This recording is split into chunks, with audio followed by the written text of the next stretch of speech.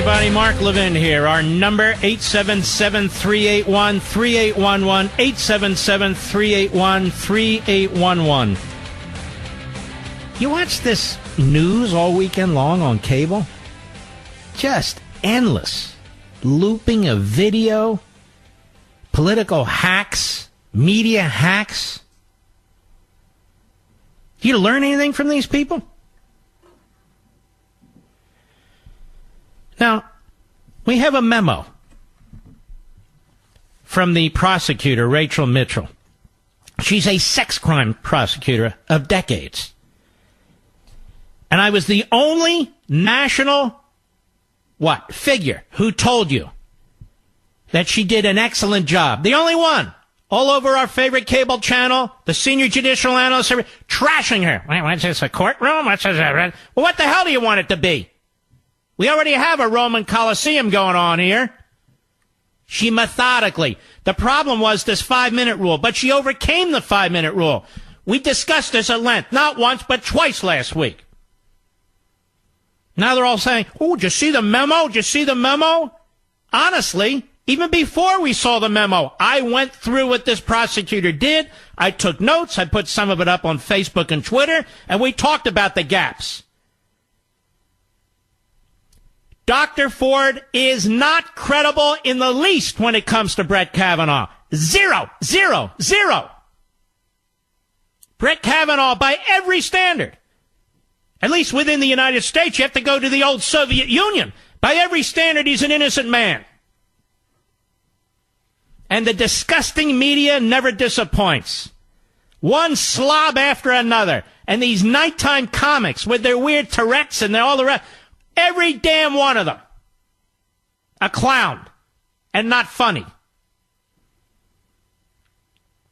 You know, Dr. Ford is credible. She's not credible in the least when it comes to Brett Kavanaugh. Why do they keep saying that? How is she credible?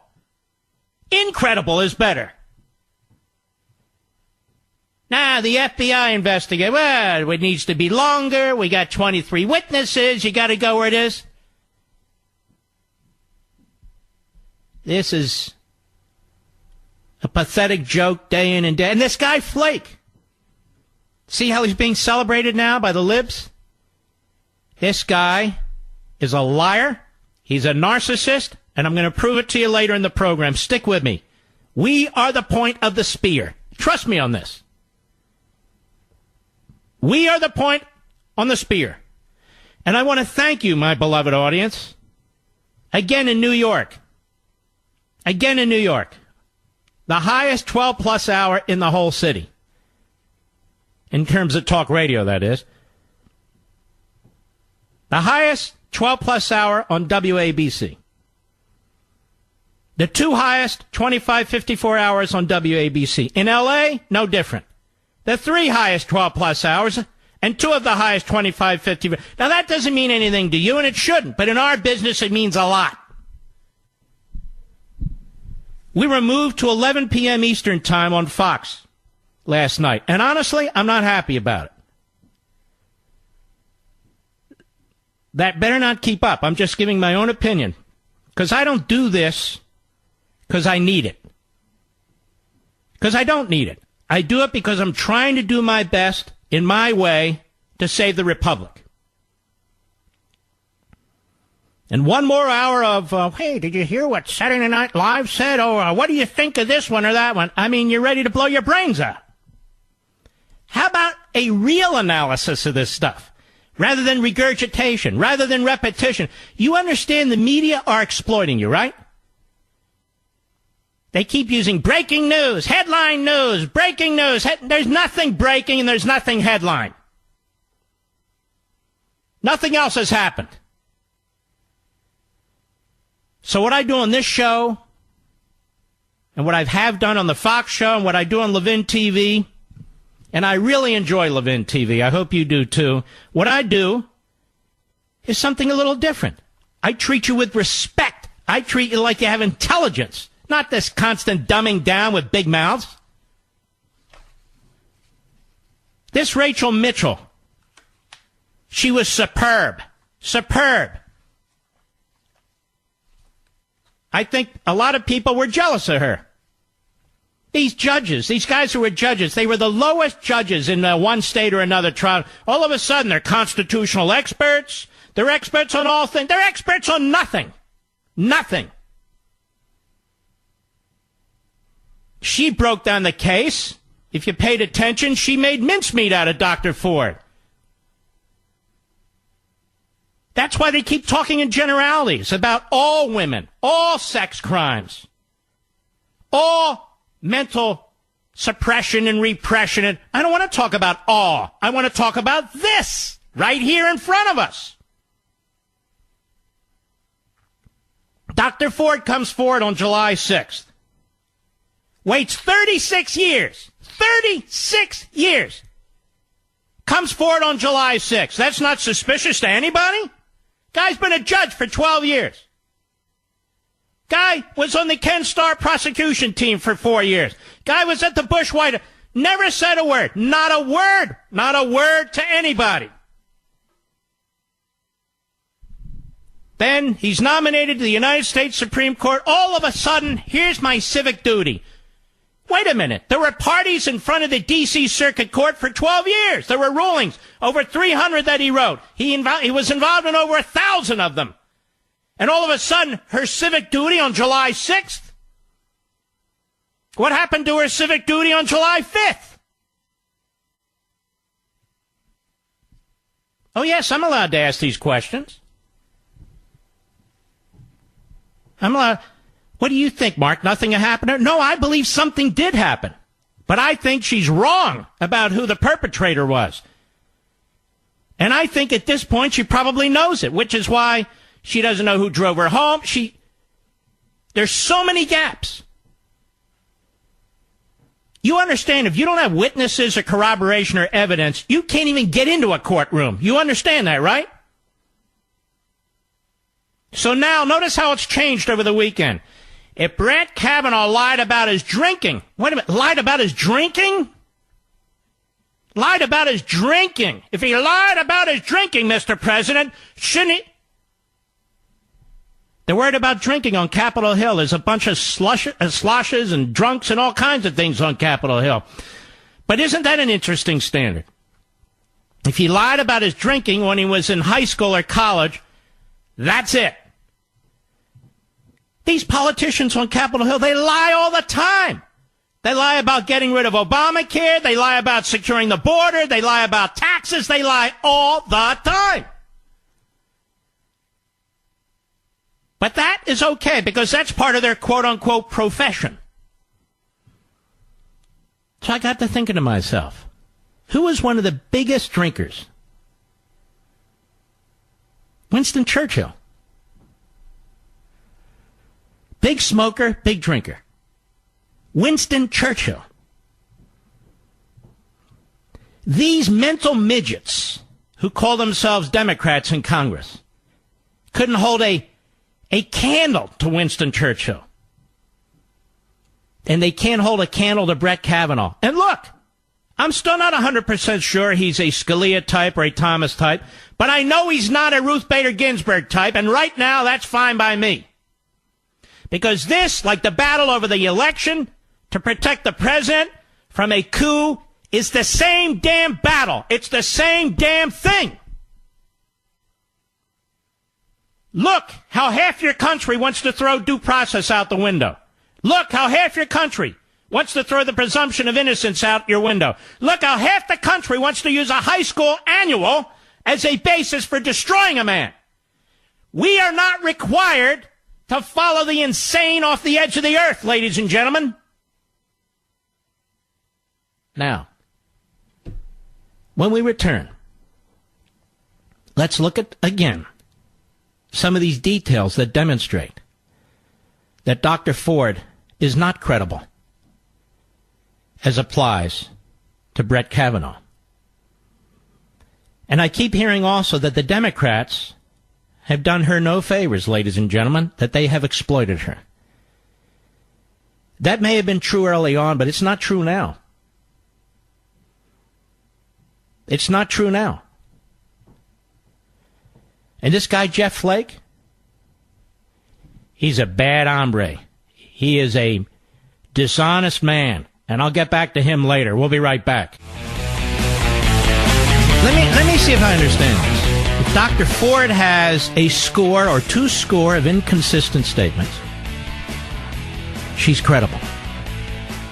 But if Brett Kavanaugh, Judge Kavanaugh, said something about his drinking days that's inaccurate, he's toast. He's denied the Supreme Court. Do I have that about right? Now let's go through the prosecutor's memo like Sherman through Atlanta. Just stick with me. No offense, Atlanta. She writes, Dr. Ford has not offered a consistent account of when the alleged assault occurred. In a July 6 text to the Washington Post, she said it happened in the mid-'80s. In her July 30 letter to Senator Feinstein, she said it happened in the early 80s. Her August 7 statement to the polygrapher said that it happened one high school summer in the early 80s, but she crossed out the word early for reasons she did not explain. This is because the lawyers get a hold of her, you see, and they're trying to make sure everything's consistent in order to get Kavanaugh. A September 16 Washington Post article reported that Dr. Ford said it happened in the summer of 1982. Notice, July 6 mid-'80s, July 30 early 80s, August 7 early 80s, but then crosses out early, but September 16, when she's being lawyered, the summer of 1982. Wow! She not only remembers the year, but she remembers the season. Similarly, the September 16 article reported that notes from an individual therapy session in 2013 show her describing the assault as occurring in her late teens. But she told the Post and the committee that she was 15 when the assault allegedly occurred. She's not turned over her therapy records for the committee to review. And yet, ladies and gentlemen, she's waived any privilege she has on those records because she either gave them to or read them to the Washington Post. There is no more attorney-client privilege. But she's withholding them. Why? While it is common for victims to be uncertain about dates, Dr. Ford failed to explain how she was suddenly able to narrow the time frame to a particular season and a particular year. Now, let's say the shoe was on the other foot and it was Kavanaugh. Would they tolerate that and say, wow, he's credible? No, they wouldn't. This is a big deal, ladies and gentlemen. Early 80s, mid-80s, early teens, late teens. That's not memory loss. Dr. Ford has struggled to identify Judge Kavanaugh as the assailant by name. No name was given in her 2012 marriage therapy notes. No name was given in her 2013 individual therapy notes. Why not? Dr. Ford's husband claims to recall that she identified Judge Kavanaugh by name in 2012. By the way, before I read on, that's her husband. That's irrelevant. At that point, Judge Kavanaugh's name was widely reported in the press as a potential Supreme Court nominee if Governor Romney won the presidential election. In any event, it took Dr. Ford over 30 years to name her assailant. Delayed disclosure of abuse is common, so this is not dispositive, she writes. She's nicer than I am. When speaking with her husband, Dr. Ford changed her description of the incident to become less specific. Dr. Ford testified that she told her husband about a quote-unquote sexual assault before they were married. But she told the Washington Post that she informed her husband that she was the victim of a physical abuse at the beginning of their marriage. She testified that both times she was referring to the same incident. Dr. Ford has no memory of key details of the night in question, details that could help corroborate her account.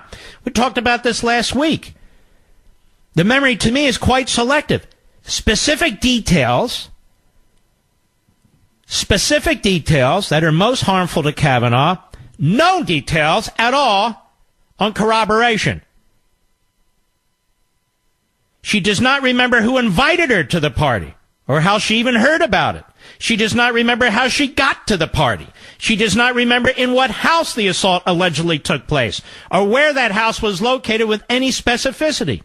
Perhaps most importantly, she does not remember how she got from the party back to her house. Her inability to remember this detail raises significant questions. She told the Washington Post the party took place near the Columbia Country Club. The club is more than 7 miles from her childhood home as the crow flies, and she testified it was roughly a 20-minute drive from her childhood home. She also agreed for the first time in her testimony that she was driven somewhere that night, either to the party or from the party or both. But she couldn't remember.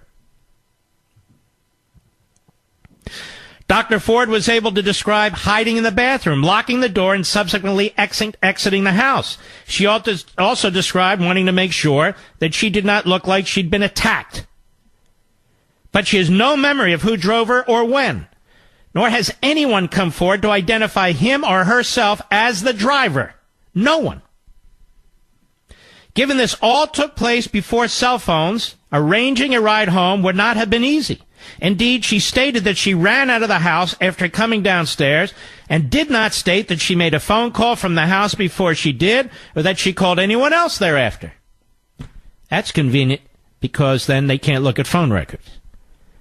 She does, however, remember small, distinct details from the party unrelated to the assault. For example, she testified that she had exactly 1 beer at the party and was taking no medication at the time of the alleged assault. Now, we'll continue this after the break. But as I said last week, during the course of this questioning by this prosecutor, it was devastating. And there we have the experts, judicial analysts and hosts. What is she doing? What is she doing? She's screwing up. This doesn't mean anything to the American. It means everything. Everything as it did to you. Stop listening to these morons. After she testified, they said Kavanaugh's done. He comes up, he's not done. Then they tell you this woman's incompetent. Incompetent? She's the most competent in the room. I'll be right back. So Dr. Ford has had 4 different accounts on when this took place. The years. 2 accounts on how old she was. 2 sets of therapist notes that don't name Judge Kavanaugh. No explanation whatsoever for how she got to where she got to, how she left, where she left. She doesn't remember who invited her to the party. Doesn't remember how she got there. Doesn't remember how she left. Those are important details, I'd say. But she knows she only had 1 beer and was not on any medication. So she remembers those details. Now, Dr. Ford's account of the alleged assault has not been corroborated by anyone she herself identified as having attended, including her lifelong friend. She's named 3 people other than Judge Kavanaugh who attended the party: Mark Judge, Patrick P.J. Smythe, and her lifelong friend Leland Kaiser. And by the way, the media have twisted over the weekend what Kaiser and her lawyer put out there. Twisted it, when in fact it changed nothing. The drunks and the perverts in the media have twisted all this. And oh yeah, there's a lot of drunks and perverts in the media. A lot of drunks and perverts in Congress. A lot of drunks and perverts in the Democrat Party. Some in the Republican Party, too. And Dr. Ford testified to committee that another boy attended the party, but she couldn't remember his name. No others have come forward. So no driver has come forward. Another boy has not come forward. None of the people she named could corroborate what she said. And in the case of Leland Kaiser, her lifelong friend, she doesn't even remember meeting Kavanaugh. Does it get any weaker than this? Does it get any more insane than this? All 3 named witnesses have submitted statements to the committee denying any memory of the party whatsoever. Now, this is interesting to me. Now, they submitted those statements, I assume, under penalty of perjury. So they better hope that their statements that they're giving to the FBI are consistent with what they've told the committee. See, the way I know an investigation normally occurs is there's not all this publicity and so forth and so on. So witnesses who have shaky memories, and so forth and so on. They start to clarify, quote unquote, their thoughts because of the media attention, because of lawyers, because of partisans, and so forth and so on. So it gets harder and harder to get to the truth. But it'll be interesting to compare what they provided to this committee and what they're saying to the FBI, wouldn't it? Most relevantly, in her first statement to the committee, Ms. Kaiser, her lifelong girlfriend, stated through counsel that, quote, simply put, Ms. Kaiser does not know Mr. Kavanaugh, and she has no recollection of ever being at a party or gathering where he was present with or without Dr. Ford, quote unquote. In a subsequent statement to the committee through counsel, Ms. Kaiser said that, quote, the simple and unchangeable truth is that she is unable to corroborate Dr. Ford's allegations because she has no recollection of the incident in question. Moreover, Dr. Ford testified that her friend Leland, apparently the only other girl at the party, did not follow up with Dr. Ford after the party to ask her why she had suddenly disappeared. Now, let me just stop you there.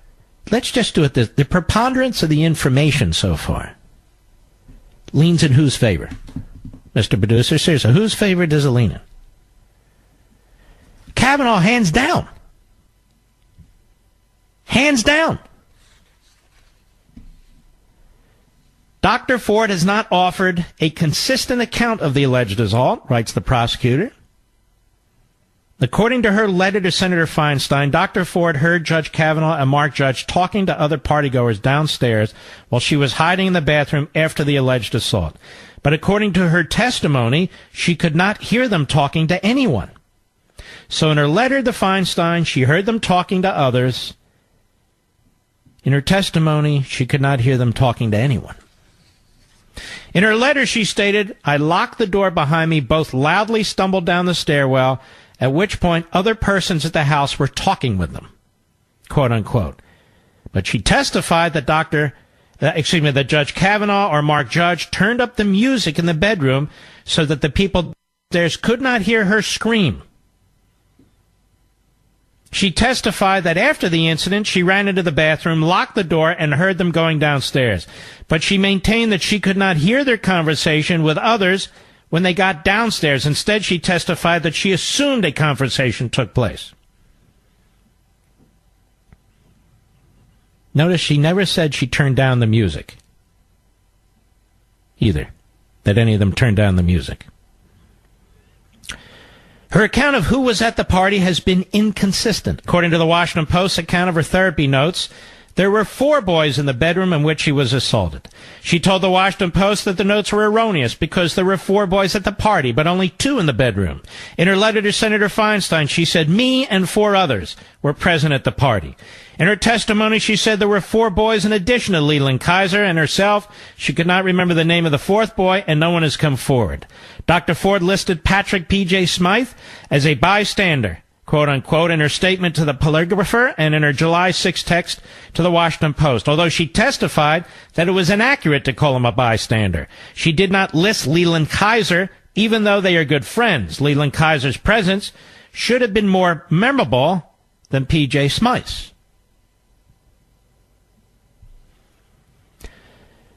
Dr. Ford has struggled to recall important recent events relating to her allegations, and her testimony regarding recent events raises further questions about her memory, raises further questions about her credibility, because we're talking about things that are recent, a few months ago, not 36 years ago. Dr. Ford struggled to remember her interactions with the Washington Post. Dr. Ford could not remember if she showed a full or partial set of therapy notes to the Washington Post reporter. She does not remember whether she showed the Post reporter the actual therapist's notes or her own summary of those notes. The Washington Post article that portions of her therapist's notes were provided by Ford and reviewed by the Post, but in her testimony, Dr. Ford could not recall whether she summarized the notes for the reporter or showed her the actual records. Actually, it was even more, and I took notes during the testimony, too. She thought she may have summarized them over the phone or couldn't remember whether she physically handed anything over. I mean, it was really preposterous. We're talking about July 6th. She does not remember if she actually had a copy of the notes when she texted the Washington Post WhatsApp account on July 6. Dr. Ford said in her first WhatsApp message to the Post that she, quote, had therapy notes talking about, unquote, the incident when she contacted the Post tip line. She testified she had reviewed her therapy notes before contacting the Post to determine whether they mentioned anything about the alleged incident, but could not remember if she had a copy of these notes, as she said in her WhatsApp message, or merely reviewed them in her therapist's office. Now, wait a minute. So she couldn't remember on July 6th if she had downloaded a copy of her therapist's notes, or had reviewed them in her therapist's office. Does anyone believe that? She's providing information to the Washington Post, and she can't remember a few months ago if she downloaded them from the internet or if she had reviewed them in her therapist's office. Can you imagine if Kavanaugh said this about drinking back in high school? I can't remember if was drinking that night. I don't remember if I had 3 cans or 6. I don't remember if I had 2 or 4. Then we can hear Comey saying, little lies are a big thing. So I would ask Comey, and I would ask Blumenthal, Mr. Vietnam vet not, I would ask him, is a little lie? What is that evidence of? They say, more lies. Ladies and gentlemen, I'm here to tell you this is not a memory issue. This is an attempt by her lawyers, and I think her now, to put a round peg in a square hole, or square peg in a round hole. You get the point. It makes no sense. This was July 6th. It wasn't 36 years ago. It wasn't even 6 months ago. Dr. Ford refused to provide any of her therapy notes to the committee, and that is outrageous. They should be subpoenaed. She waived her privilege on these therapy notes.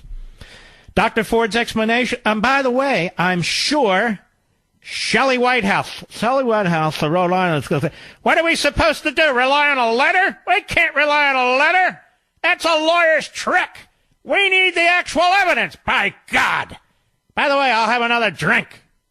Wait a minute, not in the public. Dr. Ford's explanation of why she disclosed her allegations the way she did raises questions.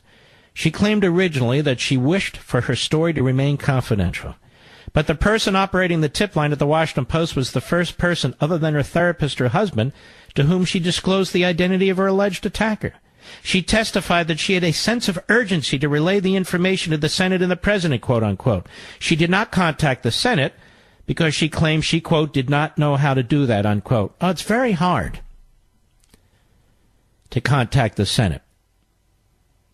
You could what we call Google. You could call what we could Bing. You could what we call even 411. You could call or ask one of the people on the beach who you consulted apparently frequently. Millions of people contact the Senate every year. We have our LEVIN surges. Go ahead and Google the phone number for the Senate. It's right there. She did not contact the Senate. She did not explain why she knew how to contact her congresswoman, but not her senator. Dr. Ford could not remember if she was being audio or video recorded when she took the polygraph. She could not remember whether the polygraph occurred the same day as her grandmother's funeral, the day after her grandmother's funeral. Again, these are all recent. It would also have been inappropriate to administer a polygraph to someone who was grieving, says the prosecutor.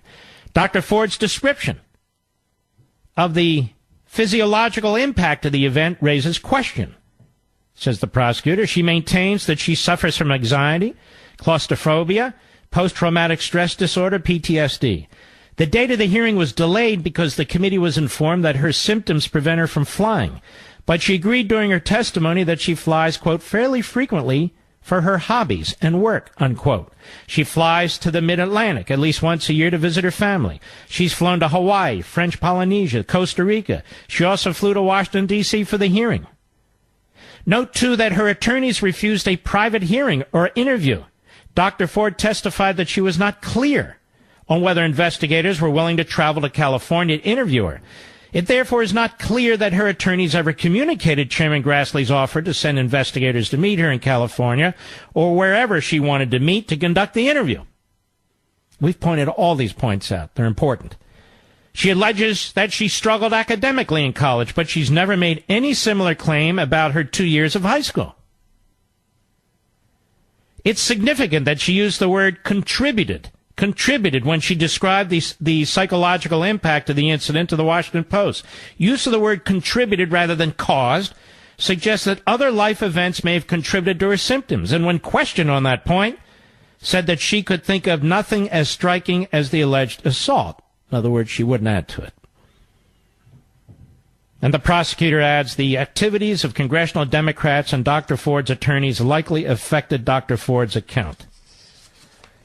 And she attached a very detailed timetable. Once the lawyers and the Democrats got a hold of events. I'll be right back. Even without the presumption of innocence against the accused, Judge Kavanaugh, even without due process against the accused, Judge Kavanaugh, he's an innocent man. I just listed to you at least 20 examples. 20 examples of contradictions, of gaps, of flat-out wrong information. And to me, Christy Blasey Ford's allegations against Judge Kavanaugh are absolutely unwarranted and without any merit whatsoever. She may well have been molested, but not by him. And there's not a jury anywhere that would fail to see it the same way. And actually, it would never get to a jury. That's how preposterous these allegations against Brett Kavanaugh are. So now we need a longer FBI investigation. And what the Democrats do is they use law enforcement to advance their political agenda. That's why we have this guy, Robert Mueller, right now. That's why they want this extended FBI investigation. First they said, oh, look, the Anita Hill thing, it took the FBI 3 days. What's the problem? Now it's, well, a week's not long enough, and we got 23 other people we want to investigate. These are not people of goodwill. These are people who are slimeballs. They're slime balls. It's dripping from their every pore. And the fact that MSNBC and CNN take these slime balls and give them airtime tells you that they're slime balls too. For instance, this memo, other than ridiculing Rachel Mitchell, all the cable networks did. Other than ridiculing her, how many of these cable networks have actually gone by, like I have, every one of her points, point by point by point by point, and demanded that other guests who insist that she's convincing and credible, have them explain them. This isn't convincing or credible. When it comes to Judge Brett Kavanaugh, it's not convincing or credible. There's nothing here. Zippo. Nothing. I have an idea for a few more witnesses, Mr. Producer. How about Dr. Ford's parents? I don't even know if they're still with us. How about any of her siblings? I don't know if she has siblings. Well, why does that matter, Mark? Well, it matters a lot. I'd like to know if they ever heard of Brett Kavanaugh. Why are we only looking at one side of this thing? Why should we go along with this? I'm not. I'll be right back. Hello, everybody. Mark Levin here. Our number, 877-381-3811. 877-381-3811. The media in this country, the propagandists for the Democrats, the propagandists for the radical progressives. The radical progressives were born out of Marxism. You see the entire thing taking place with the Alinsky tactics, the destruction of the civil society, the burning down of our history, book burning, if you will, the burning down of our traditions and customs, the devouring of our culture. And, of course, their Politburo, the Supreme Court, that's the way they view it. And I just want you to think about something. These attacks on Trump, these attacks on Kavanaugh, these attacks are attacks on you. It's because these people share your values. The case of the president, he's promoting policies that you support. The case of Kavanaugh, he largely holds the same philosophy that you do, that a judge should actually embrace and enforce the Constitution of the United States. I've written so many books and we've had so many shows on how progressivism and constitutionalism simply are incompatible. And you're seeing it break out here. The difference is the left is violent. They were violent in the 60s. What about the Klan, Mark? The Klan was an outgrowth of the Democrat Party.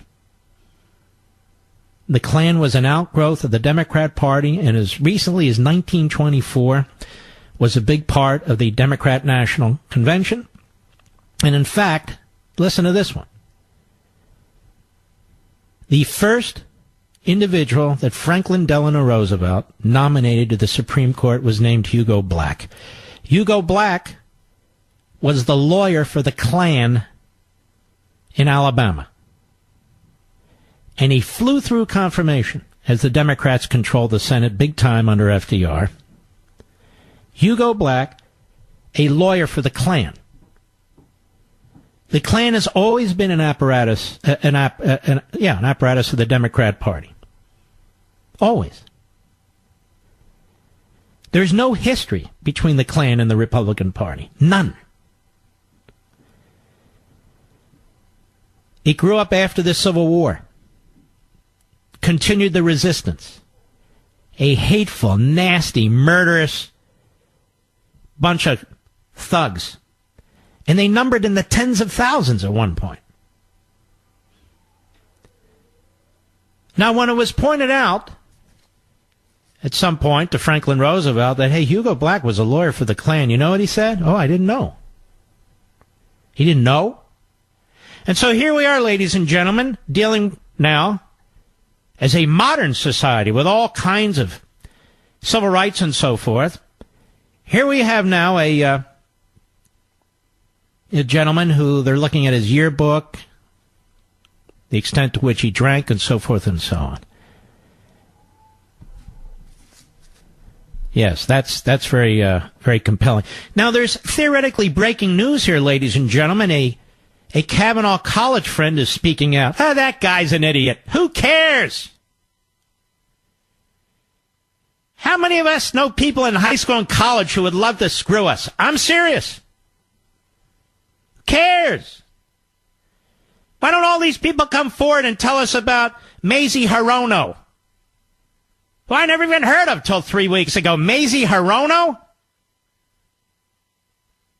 Or come forward and tell us about the molester, Cory Booker, who confessed about molesting a woman in 1994. As I said the other day, the only person in that room who's confessed to molesting a woman is Cory Booker, and he's asking questions. The idiot from Connecticut, as we talked about last week, Bloomberg, or whatever the hell, Blumenthal, who lied about serving in Vietnam. The irony's lost on the fool. When he says, well, if you lie once, you know what that means. Well, what does it mean, Senator? You can get elected from Connecticut? Look at these clowns. Feinstein, for 20 years, there's a Chinese spy driving her car. She has no idea. Clueless. Moron. Little Dick Durbin attacks American soldiers. Remember that? He's on the committee. Every nitwit, every half-wit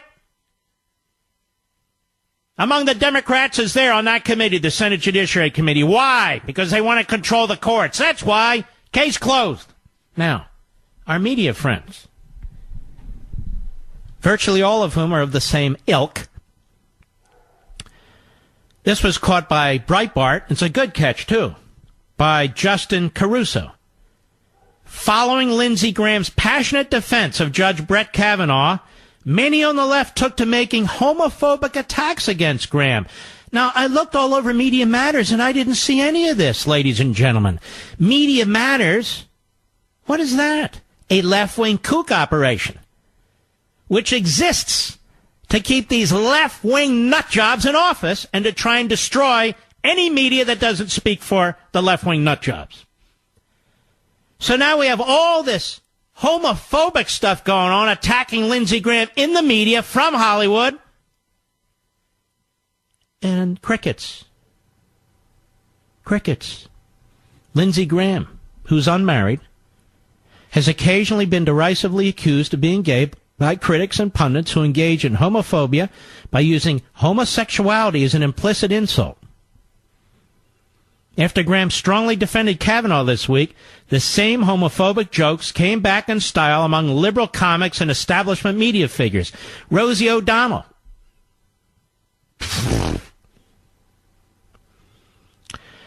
Where was I? Rosie O'Donnell started the hate train Wednesday, calling Graham's closeted idiot, quote unquote, a closeted idiot, after Graham sent a tweet defending Kavanaugh.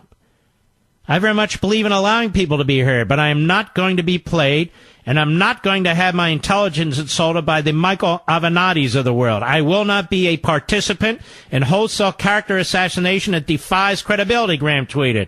Rosie O'Donnell, I didn't even know she could type. She replied, and I won't say the word, F you, you closeted idiot. This is patriarchy exposed. This is reality. Deal with it. Oh, there's the senior judicial analyst. Honestly, the guy's been wrong on everything for the last week, hasn't he, Mr. Producer? Kavanaugh, it looks like he's done because Ford's testimony was unbelievable and credible and so forth, and then the prosecutor in this case thinks she's in a trial. But what kind of analysts are these? I'm just being honest. Comedian and far-left activist Kathy Griffin. I didn't even know she was still with us. Also joined in on the gay bashing. Oh, looky here. Miss Lindsey Graham doesn't have the you-know-whats to speak today, does she? Good one, Kathy. Do you remember that SNL skit about this? The person, Pat. Remember that skit, Rich? Pat? Female or male? I think that was Kathy Griffin. Just saying as a joke, of course. On Thursday night, Jimmy Kimmel, now this guy has an IQ of a kumquat, accused Graham of fabricated outrage at the hearing, adding he warned Democrats that if this is the new normal, if this is the way it's going to go, better watch out for their own Supreme Court nominee, as if Merrick Garland isn't out there somewhere judging a dog show right now. Kimmel then engaged in gay bashing, comparing Graham to Liberace, a famous gay performer. And once he got some camera time, quote unquote, somebody must have told Lindsey Graham that Donald Trump was watching because he lit up like someone lit a thumbtack on Liberace's piano bench.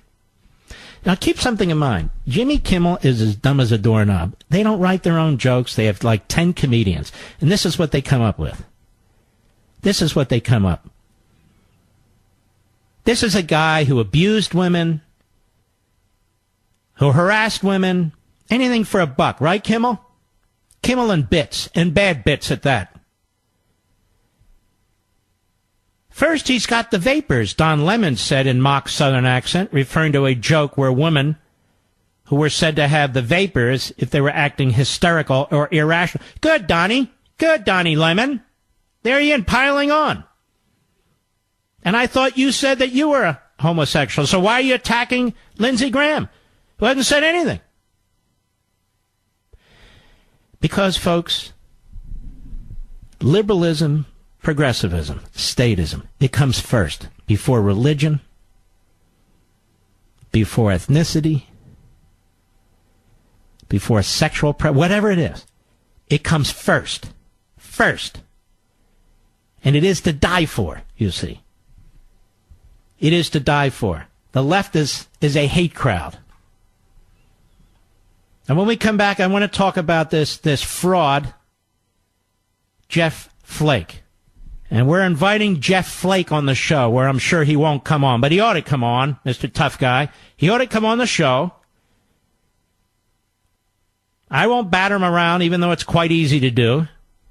But I won't do a 60 Minutes interview like, it's so nice to have you here, Senator. Well, thank you. This must have been very, very difficult for you. Well, I had to hit the pause button. I'm here to save the country, you know. Country's being torn apart, and I'm here to save the country. And, Senator, as you save the country, why do you think you want to save the country? Because I was in the elevator with these two screaming people, and I said to myself, well, they make sense to me. Well, I want to thank you for saving the country. And by the way, you hate Trump, don't you? Yes, he's not presidential. I hate Trump. Well, thank you, again, for saving the country. 60 Minutes. They needed 12 seconds with this idiot. But let's take a look at Jeff Flake, shall we? Am I allowed to? Yes, I am. I'll be right back. Jeff Flake, the Susan Collins of Arizona, if you will. It's a great piece at Legal Insurrection, legalinsurrection.com. Flake wasn't pressured. He masterminded the Kavanaugh delay. According to a report published in Politico, Senator Jeff Flake chose to appear pressured when, in fact, he masterminded the latest Kavanaugh delay. His subsequent media statements about his motivations and his media appearances in light of this report suggest Flake's true motivations are far less pure than he would have us believe. Flake's focus on optics, on his raw ambition, probably for 2020, and on the kind of swamp creature political maneuvering surrounding this planned reversal paints for the American people a hideous and disturbing portrait of the Arizona senator. On Friday, Flake told The Atlantic, a left-wing publication and site, that he insisted on the 7th FBI investigation into Judge Brett Kavanaugh because he was trying to save two institutions, the Senate and the Supreme Court. Now imagine that, ladies and gentlemen. He's the Abraham Lincoln of our time. During this interview, he also explained that he was deeply moved by Chris Coons' pleas, that's the Democrat from Delaware, and decided that it was up to him, Jeff Flake, to bring a little unity, to stop our country from coming apart, quote unquote, a move that apparently brought Coons to tears. To follow up on his preening media tour, Flake showed up on 60 Minutes with Coons in tow. CBS is revealing parts of this interview. Well, you saw it. Or, if you're wise, you didn't. Well, here's part of the interview. In an interview with 60 Minutes correspondent Scott Pelling, that moron, airing Senators Flake and Coons discussed what they thought of Kavanaugh's emotional testimony. Both senators were instrumental in delaying a floor vote on Kavanaugh's nomination for a week while the FBI conducts an investigation into claims against him. Coons said Kavanaugh's reaction to questions posed by Democratic Senators Dianne Feinstein and Amy Klobuchar about his drinking and behavior in high school went over the line. Are you kidding me? You're not allowed to push back against a senator who's accusing you of sexual acts and drinking and all. You're not allowed to push back. You see how thin-skinned they are, folks? He was clearly belligerent, aggressive, angry, and I thought there was a tough dynamic there, and I watched him. Part of me thought, this is a man who believes that he did nothing wrong, and he's completely unjustly accused, and he's being railroaded, and he's furious about it, said Coons. Coons added that Kavanaugh's more partisan responses, though, made him question his fitness for the bench. Now, let me just stop you there.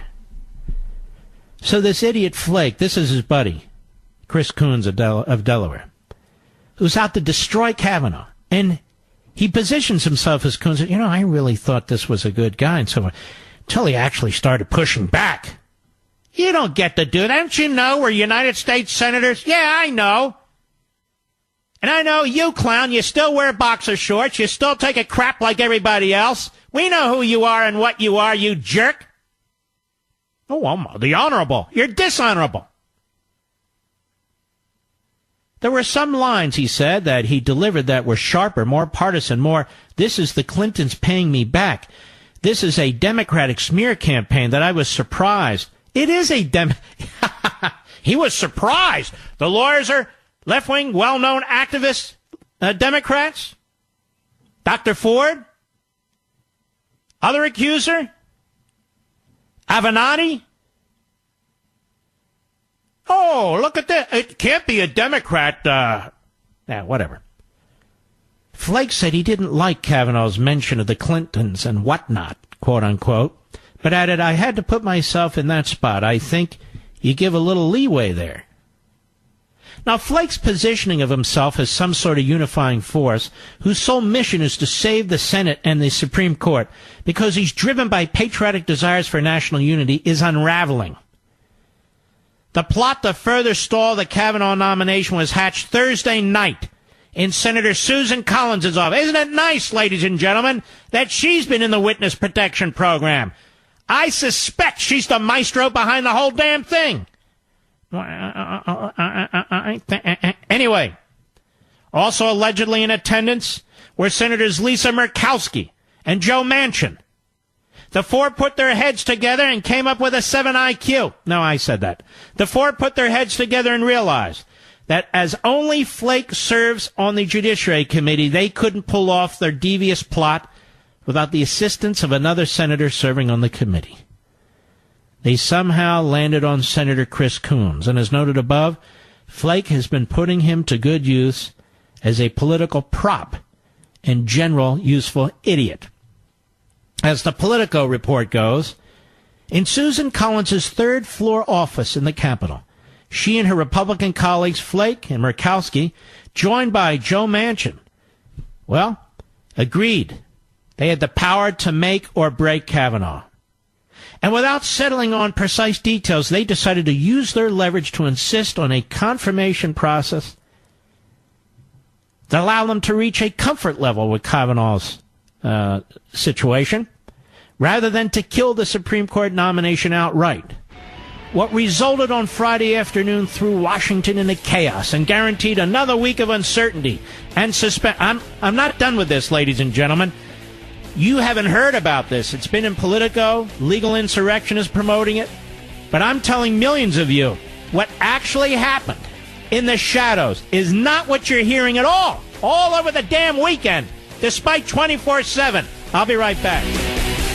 By the way, ask yourselves why Robert Mueller is held out like God himself, a prosecutor. But Rachel Mitchell, a sex crime prosecutor, has prosecuted many, many perpetrators, is ridiculed and ignored, even by our favorite cable channel, last week, and by certain hosts. Ask yourself, why Robert Mueller, he's the consummate professional. Rachel Mitchell, what does she think she's in a courtroom? Nobody's paying attention to this. We're all paying attention to her. Let me continue this, Mr. Producer. We'll get to the other. Susan Collins' third-floor office in the Capitol, she and her Republican colleagues, Jeff Flake and Murkowski, joined by Democrat Joe Manchin, agreed they had the power to make or break Kavanaugh. And without settling on precise details, they decided to use their leverage to insist on a process that would allow them to reach a comfort level with Kavanaugh's confirmation process and seek more information, rather than to kill his Supreme Court nomination outright. According to two people familiar with the meeting, that's two senators leaking. What resulted on Friday afternoon threw Washington into chaos and guaranteed another week of uncertainty and another week of character assassination, and one-way character assassination surrounding Kavanaugh's confirmation. Just hours after Flake endorsed Kavanaugh and seemed to put him on a path to the high court, the Arizonan said he first wanted a week-long FBI investigation into Ford's allegation that the judge assaulted her. It was a victory for Democrats who'd been demanding such a probe, to no avail. Promises to define the retiring Flake's legacy as someone who refused to let Kavanaugh get a vote while under a cloud of doubt. But the Flake-led rebellion, however long it lasts, had been building for nearly 2 weeks.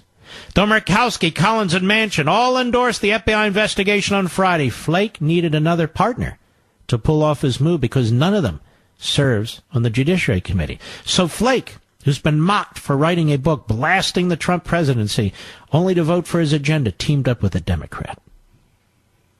Chris Coons spent 8 years Senate career making earnest attempts to build relationships with Republicans.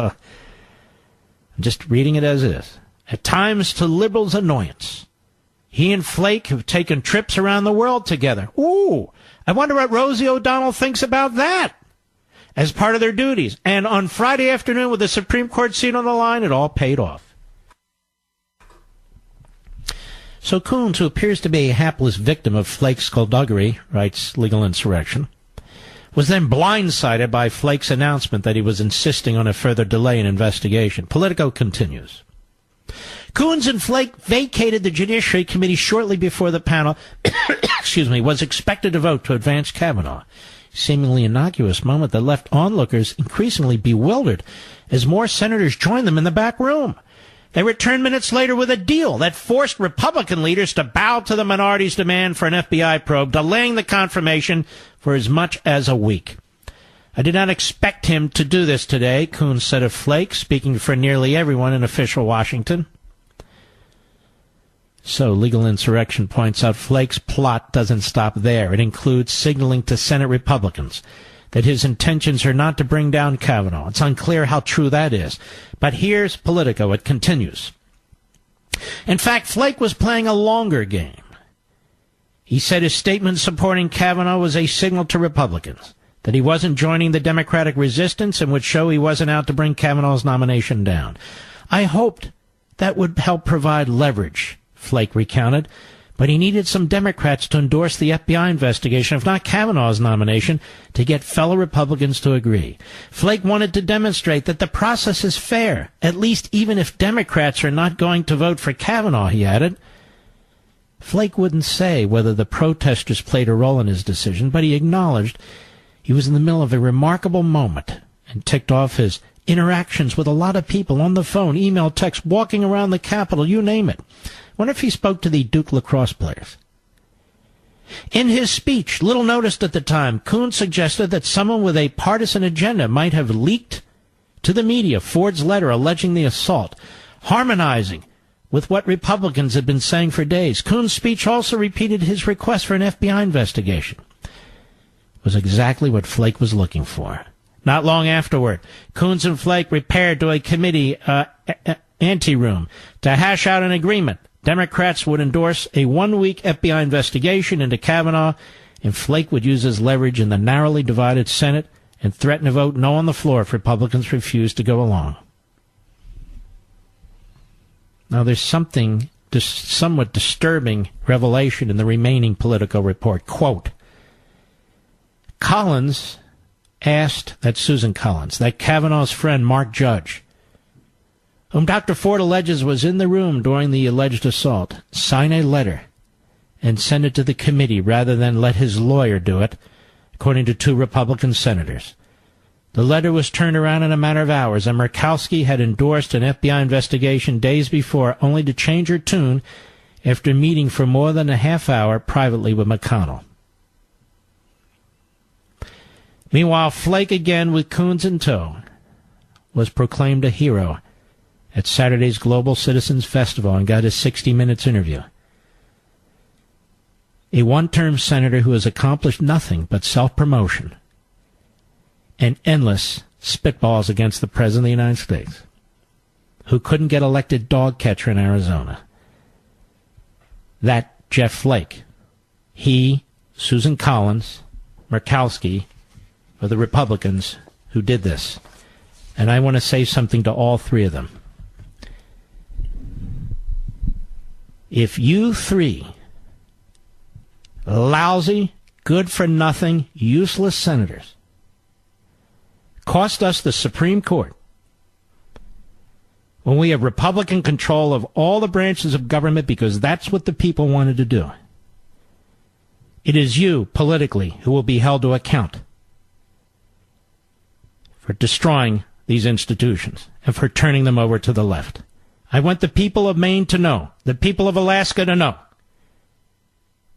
that when the primary season comes up, we will do everything in our power, even in these states where apparently there's a lot of liberals or a lot of cross-party voting, we will do everything in our power to challenge these women. Everything in our power to challenge Collins and Murkowski. And we do it for our children, we do it for our grandchildren, and we do it for our country. This isn't some damn game where a couple of senators from Maine and Alaska get to tell the country where to go. And in this case, they told us to go to hell. The media celebrate these people as the media celebrate all on the left, as the media cover for the left, because they are of the left. And when you have individuals like Collins and Murkowski and the rest of them doing what they do, then we need to do what we have to do in order to protect this republic. And I'm not kidding. This is a country we're going to be leaving to our kids and grandkids. And we cannot have a half-wit like Collins and a no-wit like Murkowski and a nitwit like Flake, the three of them, the three stooges of the Republican Party, determine the fate of this country. No way. We'll be right back. Let's look at all this sleazy media behavior. Here's a piece, Bloomberg.com. Kavanaugh college visit to bar erupted in fight, classmate says. 7:02 p.m. Eastern time. Now, what's the problem? This is a quote. His detailed account of the melee couldn't be independently corroborated. So they publish it anyway. And this college professor says former classmate and the NBA player Chris Dudley was with Kavanaugh. And Dudley is on the record saying what an outstanding guy Kavanaugh is. So in other words, but back to this piece. Kavanaugh college visit to bar erupted in fight, classmate says. No corroboration. They even say it in the piece. It's like NBC going with an anonymous letter that the Democrats on Capitol Hill leaked to NBC. They go with an anonymous letter. And now they just interviewed, what is her name? Swetnick? What is her name? Swetnick. Aballone's. I know, I'm kidding. Mr. Producer keeps correcting me. Abenatti's client. You want to hear this? Go ahead, Rich, play it. I was at a party, and I remember that I started not to feel very well. And next thing I know, I was shoved into a room, and I'm having my clothes torn in different directions. I was touched everywhere. I was physically assaulted in every way you could possibly physically assault a woman. It was horrible. I had no way to fend them off. You know what I'm going to ask. Everyone is wondering if one of those people was Brett Kavanaugh. I cannot specifically say that he was one of the ones who assaulted me, but before this happened to me at that party, I saw Brett Kavanaugh there. I saw Mark Judge there. And they were hanging about the area where I started to feel disoriented. And what the hell is this? I mean, honest to God, folks, we've gone from 10 gang rapes over the weekend. She's in college. She goes back to this high school, these parties. Now it's, well, they were in the area. They were in the area? Go ahead. And where the room was and where the other boys were hanging out and laughing. I could hear them laughing and laughing. The hell is this? And the Democrats are insisting that she must be interviewed and anyone else out there must be interviewed. Oh, yes. Oh, yes. They all must be interviewed. Everybody interviewed. Isn't it fascinating? No, it's disgusting. It's disgusting. Flake is disgusting. Collins is disgusting. Murkowski, disgusting. The Democrats on this committee, there's not one who has a soul. Not one. We know why they're in it. They're in it for power.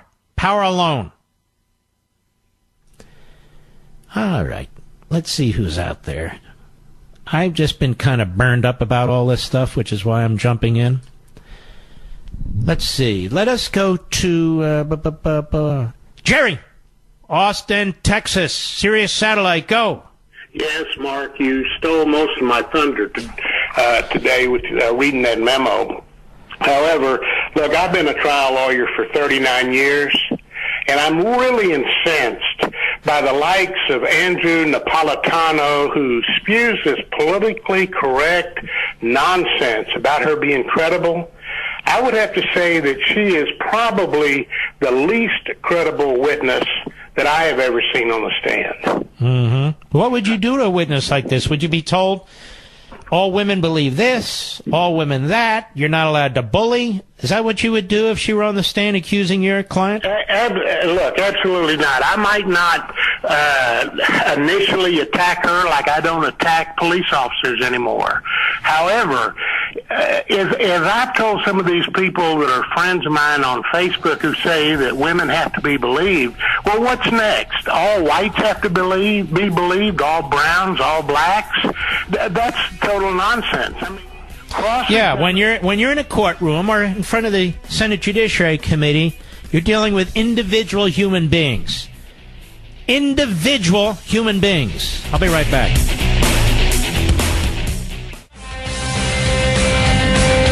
Hello, everybody. Mark Levin here. Our number, 877-381-3811, 877-381-3811.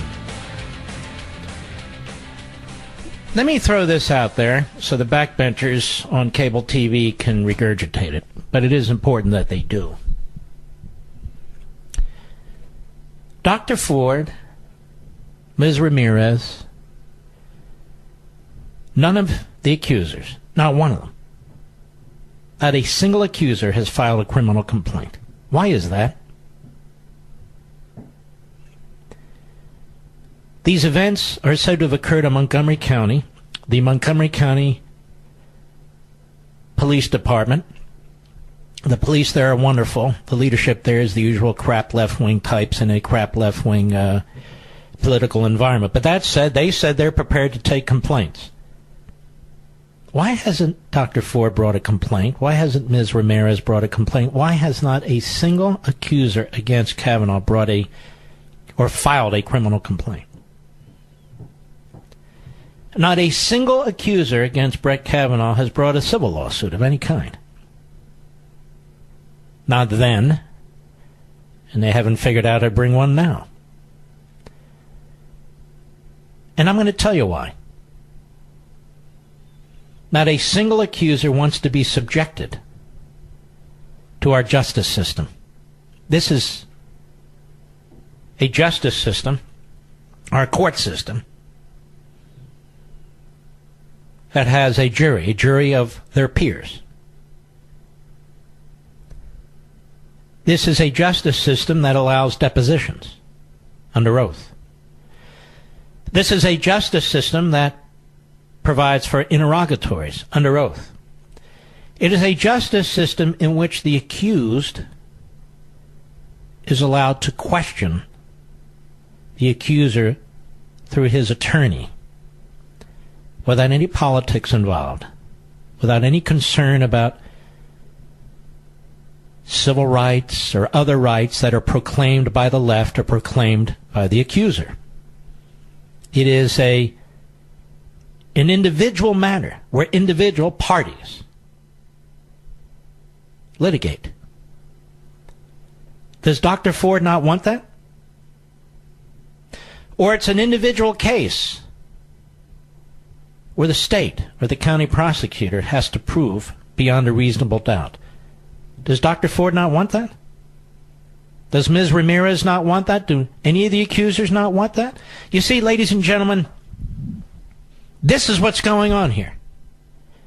The ridicule of this man, the humiliation of this man, the absolute destruction of this man's character through innuendos and allegations. Crazier by the damn day. Not one of them want to subject themselves to what happens when you make an allegation like that in our legal system. Not one of them.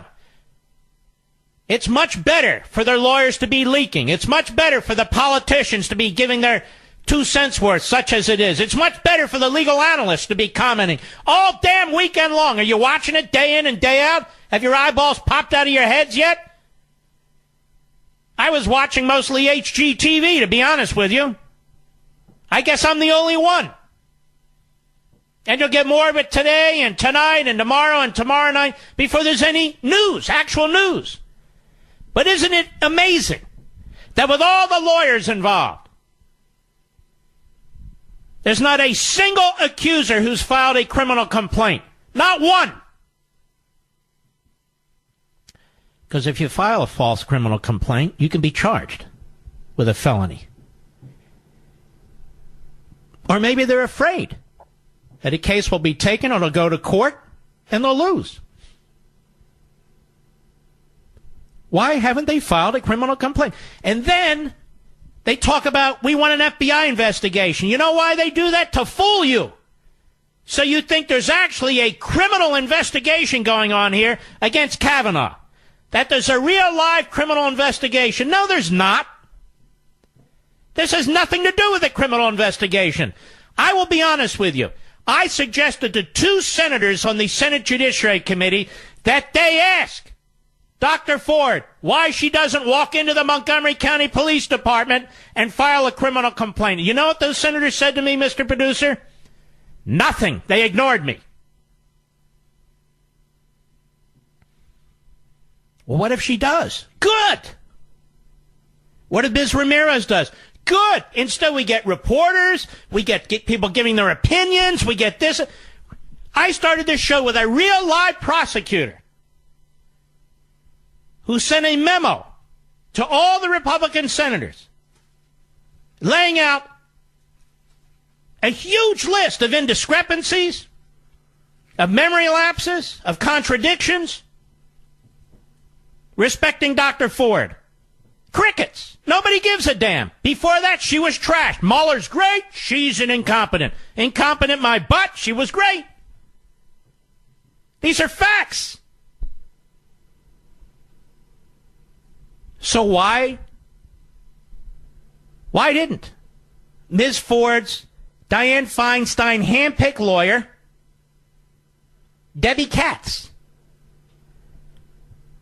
take her client's hand and walk into the Montgomery County Police Department in Maryland? They dare not do it. They dare not do it. Or Ms. Ramirez's lawyer. They dare not do it. Or the rest. They dare not do it. Instead, just keep them. We need an FBI investigation. Isn't it interesting that the 3 stooges of the Republican Party, Collins, Murkowski, and Flake, not one of them said, I'd feel a lot better if she'd actually filed a criminal complaint. I would have felt a lot better. How come they didn't say it?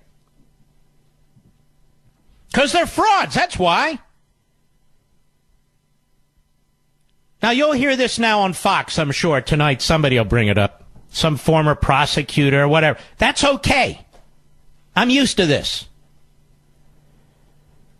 But it's an important point. You see, because in a court of law, Mr. Kavanaugh does have the presumption of innocence. In a court of law, there is due process. In a court of law, if it's a criminal case, it's beyond a reasonable doubt. But as prosecutor Rachel Mitchell said in her paper, there's not even a preponderance of evidence here. And I would add, there's no evidence. So we have a circus. We have the Roman Colosseum. And everybody's gathered. Because now the lions are going to kill the Christian. Just throw Kavanaugh in there. Throw him in there. Everybody's excited. Everybody's cheering. What do you mean due process? Due process? He's up against the lions. What the hell do we care? What do we care? These phrases, innocent until proven guilty, apparently they only apply to Al-Qaeda terrorists and mass murderers, not to a federal judge. Not to a federal judge. You got Frank Rich, that putz, tweeted Kavanaugh's bragging about coaching girls basketball is troubling in retrospect. And why is that, Frankie?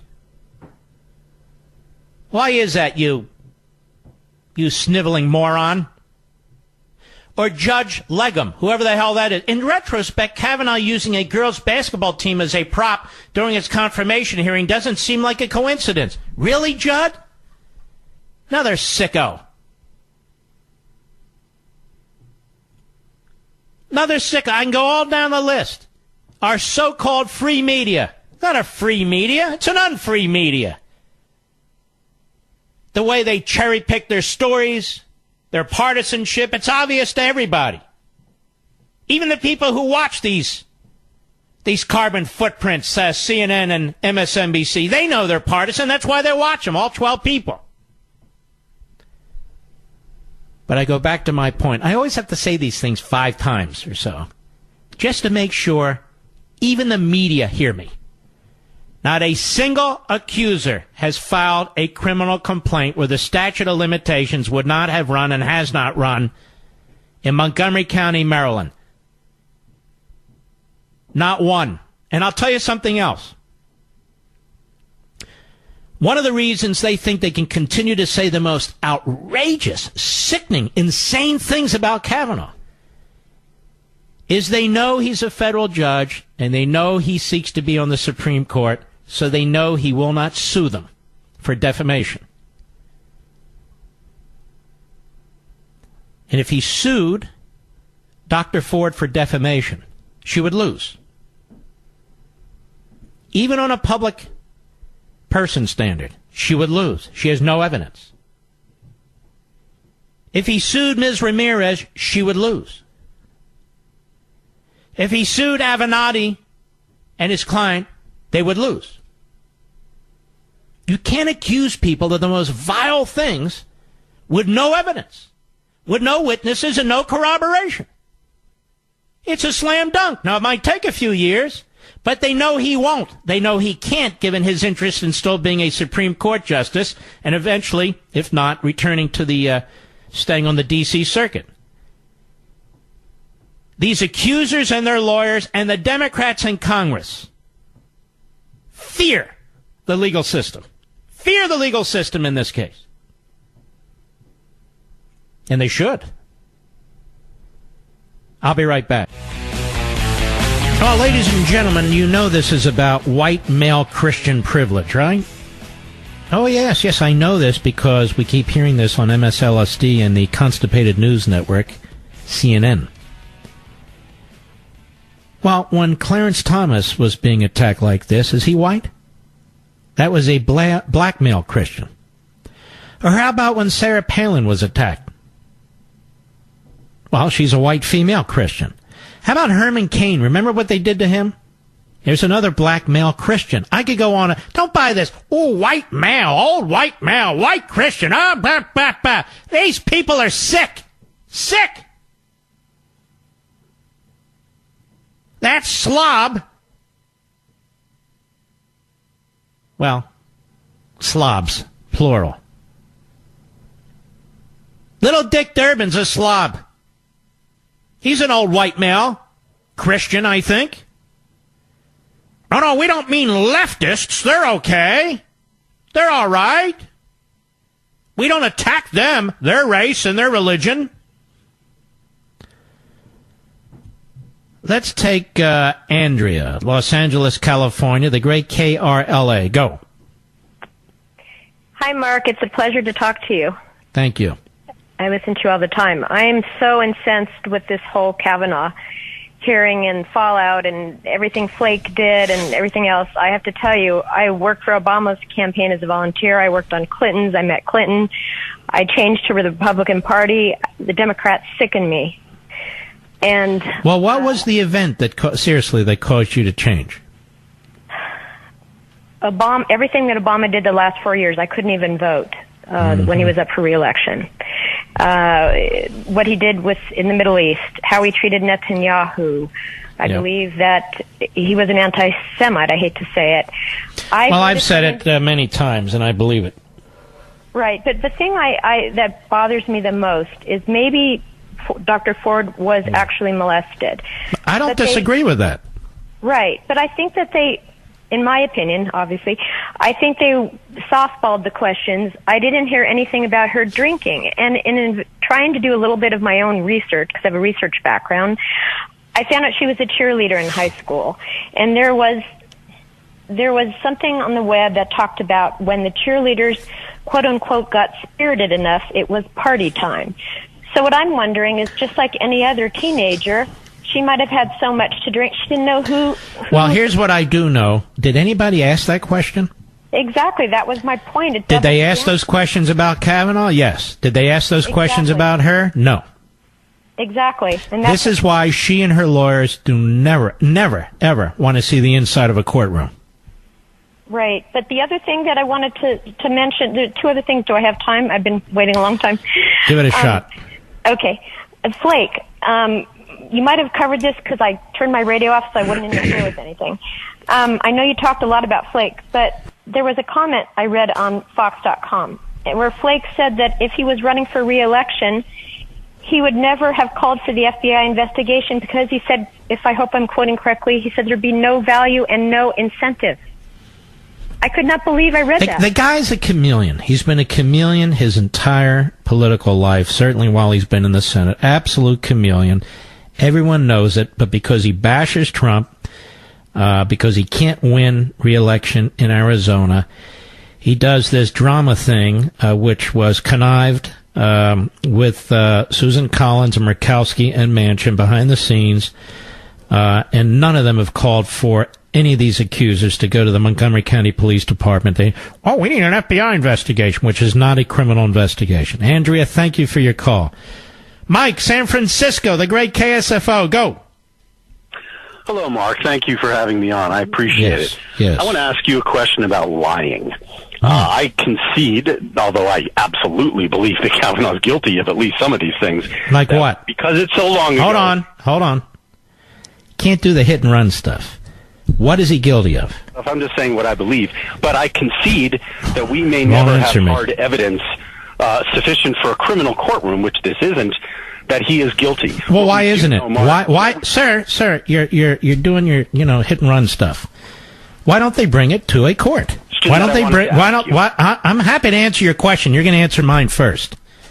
You said he's guilty. I want to know of what? And you said it's not a court of law, and yet it could be a court of law, couldn't it? They could go to the Montgomery County Police Department, but they haven't, have they? No, of course not. If it were my daughter, I would tell her to go over to the Montgomery County Police Department and go ahead and swear out a criminal complaint. And I would do that as a father and a lawyer. So how come they're not? Well, I can't tell you what is in their minds or what they will do. Yes, you can, because you're telling me what's in Kavanaugh's mind. You told me he's guilty. That's not what is in his mind. That's what's in my mind. Moreover, this isn't a matter of being in your mind. It's a process. If you honestly believe that somebody raped you or molested you or tried to do that, and there's no statute of limitations where it took place, none, well, then go swear out a criminal complaint. Hey, and for all we know, that might, or a civil complaint might happen in the future. The question I don't care about the future. I care about now when it's real and it matters. But go ahead. Ask me your tough question. Thank you. I could list for you 4, 5, 6 demonstrable lies told under oath by Judge Kavanaugh. Just give me one. Thursday. Give me one. Okay, here's one. NBC News is out today with a story. Kavanaugh on Thursday said that he had never heard of the Yale allegations until the New Yorker story by Ronan Farrow and Jane Meyer came out. NBC News is now reporting that they have texts that Kavanaugh sent to his Yale classmates before that story came out. Well, then he heard of it then, contemporaneously. How is that a lie? We found the story that this gentleman was talking about, who called earlier, at 6:26 p.m. It's posted by The Hill. Listen to this. Listen how stupid this is. A mutual friend of Supreme Court nominee Brett Kavanaugh and Deborah Ramirez, one of his sexual misconduct accusers, this is written by a guy named Michael Burke, has asked the FBI to investigate text messages that Kavanaugh and his ally sent to friends before her story was made public. Kerry Burcham, who was at Yale when Kavanaugh is accused of exposing himself to Ramirez, emailed FBI agent J.C. McDonough, so these people are leaking now, asking the agency to review those messages as part of its reopened background investigation of Kavanaugh. NBC News reported. NBC reported that text messages between Burcham and Karen Yarosavage, a friend of Kavanaugh, suggest the high court nominee was discussing Ramirez's accusations with former classmates before the publication of a New Yorker piece about the allegations. Yarosavage reportedly said in one message that Kavanaugh tried getting her to publicly defend him. All right, 2 points. Before a story is published or broadcast, typically what happens is reporters go around and they ask questions. They ask questions. They may even have asked Kavanaugh about it. But they ask other people, and they speak to other people, and somebody could tell, say, Kavanaugh, what's going on. Kavanaugh hears about, they're going to publish a story in the New Yorker. And he asks, and I'm just taking it as it states, like, they could be dead wrong, and he says to his friend, well, I hope you'll come to my defense. You know I never did anything like that. This is utterly innocent.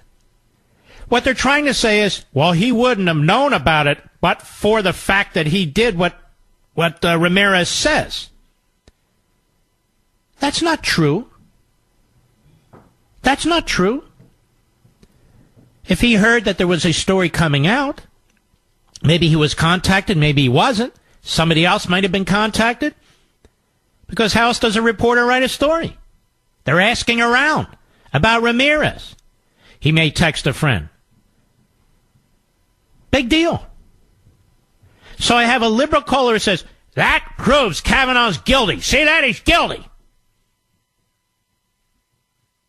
I'm telling you.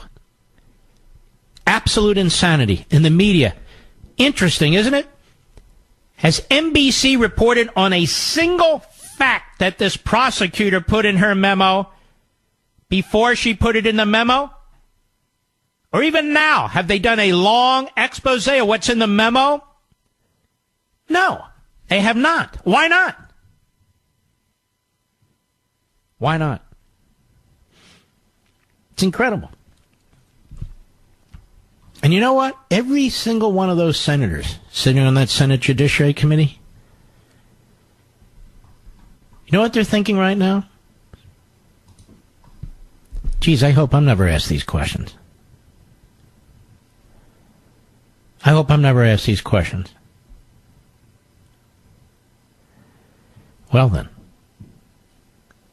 A friend of mine writes me that Montgomery County Chief of Police, the county state's attorney, says that under the laws that existed in 1982, the approximate time the allegations made by Dr. Ford, assault and attempted rape were both misdemeanors subject to a 1-year statute of limitations. Well, that's true, but they also said the other day that they're open for any complaint that wants to be filed, and they're happy to investigate it. So, go ahead and file your complaint. Who's stopping them from filing their complaint? But they're not going to file a complaint. All right, let's take a few more calls here. Let's see. Let's go to Lisa. Brainerd, Minnesota, XM Satellite. Go. Hi, Mark. Thanks for taking my call. I had a question. I wanted to ask your opinion on whether or not the FBI can be trusted to investigate the Kavanaugh case, given the history of the Hillary investigation. Well, people have asked me that question, and I think we'll see at the outcome. I think what you're going to see is the Democrats, if they're unhappy with the outcome, they're going to start attacking the FBI. They're going to start attacking it as it's not a fulsome investigation. They're already doing it. Not investigating enough witnesses. The president's limiting it. So these people are not to be taken seriously. These people are to be steamrolled. Yeah. So that's the best I can answer. Okay, thank you. All right, you got it. Jim, New York City, the great WABC. Go. For taking my call, Mr. Levin. You got it. I would hope that somebody could implore our Republican colleagues to stop using the term credible. First of all, they're not my colleagues, I can tell you that. But anyway, go ahead. All right. The Democrats did a brilliant wordsmithing job by substituting the word credible with the word sympathetic, or vice versa, actually, the word. credible for sympathetic. Her testimony, Dr. Ford's testimony, was sympathetic, but it was not credible on any objective level. She did not present any information corroborating her story. The witnesses refuted her claims, and there was no information provided that was substantive of any nature to support what she said. And quite the contrary, as the prosecutor points out, there's a lot of serious questions to be raised, and I think they were very, very lucky, and the Republicans very foolish with this 5-minute rule and cutting her off. They were listening to some of the analysts on Fox and other cable stations saying she's not scoring, that people aren't paying attention to this. I think Napolitano said it. I'm not attacking. I'm just making a point. It was very frustrating for me at the time, and I pointed it out last week. They're dead wrong. She's scoring points, quote unquote. She's making points that are very, very crucial, and we are understanding what she's saying. I agree with you completely. I know, but I was the only one saying it. The only guy on radio, big radio, the only guy on big TV. Well, that's not true. I didn't hear everybody. So, but you understand. I do, sir. But it's critically important that they stop using the word credible and use the word sympathetic. Well, you better write them, because I'm not the problem. But thank you for your call. Yes. Tony, McLean, Virginia, the great WMAL. Go. Yes, the left is no longer the left. These guys are neo-Bolsheviks. They are making a run at this country. Mm-hmm. And the sooner the Republicans start to demonize these people, the better off we're going to be. Let me just say, do you see any Republicans who are elected to the Senate who are going to do that? I mean, the only one that really well, there are a couple. Lindsey Graham, John Cornyn, those were by far, and this guy Kennedy from Louisiana. Those are the three. But maybe this falls on your shoulders. Sure. Listen, you had Pravda, TASS, you had all these organs, and now these are the organs of these Bolsheviks, you call them. Yeah, and you read the neo-Stalinists. This is what they've done. They use the apparatus of the government to spy and put their... You do listen to this program, right? Absolutely, all the time. I say this all the time. Well, it needs to be spread. This is... All right, well, I'm doing my best. Let's keep rolling here. Karen, Sarasota, Florida, on the Mark Levin app. Go. Yes. Hi, Mark. Regarding Dr. Ford not remembering who got her home, this was no ordinary ride home. When people are rescued from danger, flood, fire, attack, they tend to remember who rescued them. And I'm not buying this drive home stuff that she doesn't know who drove her home. If in fact that's the right date, location, and events that took place that night with allegedly Brett Kavanaugh. This is a critical piece of information, that would tell the difference between yes or no. Yes or no. She remembers she had one beer. She remembers a lot of details, but she doesn't remember details that would result in corroboration. Correct. Exactly. And that's very troubling to me. And any prosecutor listening to me knows exactly what I'm talking about. Any litigator listening to me knows exactly what I'm talking about. That is a huge hole. And it's just hard to accept. It's hard to believe she doesn't remember the hero who rescued her. People see... Maybe it wasn't a hero rescued her. Maybe one of her parents.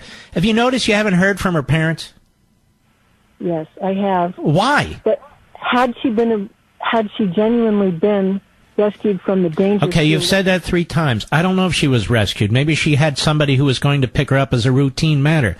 We don't know this as a matter of fact, whether she was rescued or not. My point is, we don't know anything. Right. All right. Thank you for your call. We'll be right back. Did you hear what NBC News said? No. What do they say? So every little piece of gossip, every little text, every little thing. But when it comes to Dr. Ford, lots of big stuff. What? I don't want to hear. All of a sudden, everybody's Helen Keller. What are you talking about? What? Mike, Phoenix, Arizona, XM Satellite, go. Hey, how are you doing, Mark? All right, sir. Thank you. All right, good deal. Hey, I just wanted to say something about Senator Flake. You know, I've known Senator Flake for quite some time, an Arizona native, Arizona pioneer family from my mom's side. His Flake's family is an Arizona pioneer family as well. Known them for years. I was on the Phoenix Chamber of Commerce. I was on the board of directors for that for a number of years, owned a really large business there. Anyway, so we would bring different politicians in and so on and so forth. And I remember one time very specifically how Senator Flakey came in.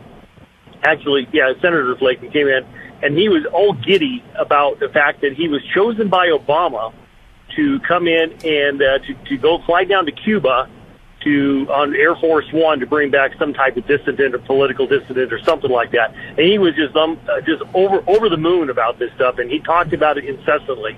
And at the time he said that he went down to Air Force One and hoped one day. I remember him saying this, that one day, something along the lines of, someday he hopes to have Air Force One for his own use or something like that. I can't quite remember. I suspect that's true. Now, he trashes Trump left and right. I don't ever remember him trashing Obama. Do you?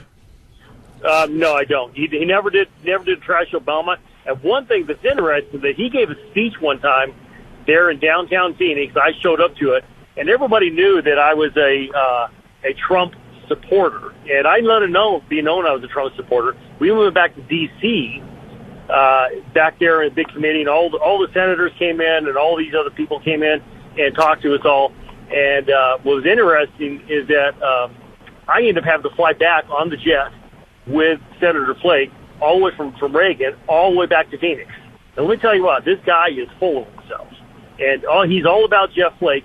What's interesting is that all the people up in his region, in the area called Snowflake, Arizona, which is named after his family, Flake, Snow, some guy named Snow, some guy named Flake. They call it Snowflake. And anyway, go ahead. Yes? Yeah, that's the name of the town, Snowflake, Arizona. You look up on the map. Ahead of his time, yes. I just drove through there not too long ago. Anyway, so all these people, when you mention Jeff Flake, everybody rolls their eyes, and the funny thing is they roll their eyes, they grab their wallets. Mm-hmm. Okay, and so he's known as being somewhat of a used car salesman. They call him. They say something about a snake oil salesman or something like that. And you know, he's actually a really smart guy. But here's the thing, and I appreciate all the background. Here's the thing: the media and the left, and they are the same thing. They don't care. If he had a horrific record, it wouldn't matter.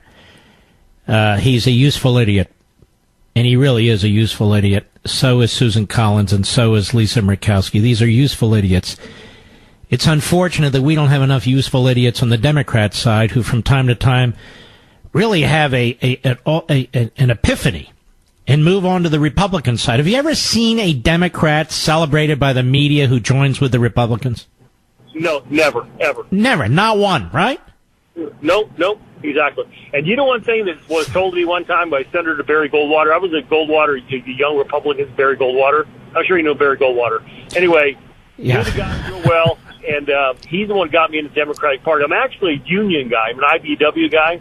Right. And a union guy, and I came up through the unions, the Democrat, and he's the one that switched me to the Republican Party because he said, hey, we like you. And so, but he told me that at one point in our country's future, he said, in the future, you are going to see a division so great it's potentially going to lead to a revolution in this country. And I think we're at that point. I think if we're not there, we're certainly close. And the left is pushing us into this. They're race baiting. Their attacks on fundamental institutions. They're discrediting individuals, regardless of due process, regardless of proof. It's becoming commonplace now. And, of course, they have the media as their mouthpiece. Thank you for your call, buddy. Excellent call. I appreciate it. All right, ladies and gentlemen, I hope you've enjoyed the program. We'd like to talk about real substance here, not just the same old, same old. And I hope you'll join us tomorrow, too, and we appreciate it. God bless and be well.